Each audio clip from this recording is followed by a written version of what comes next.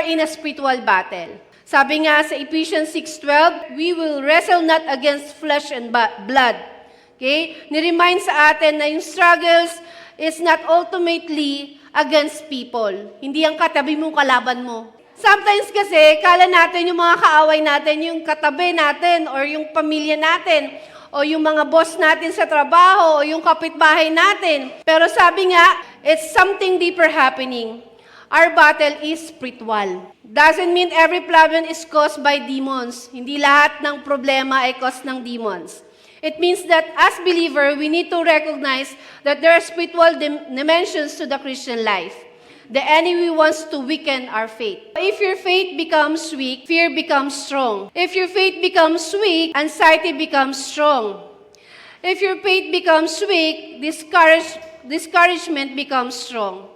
If your faith becomes weak, temptation becomes stronger.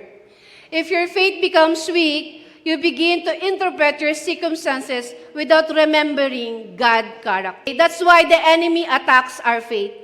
Because faith changes how we see the battle.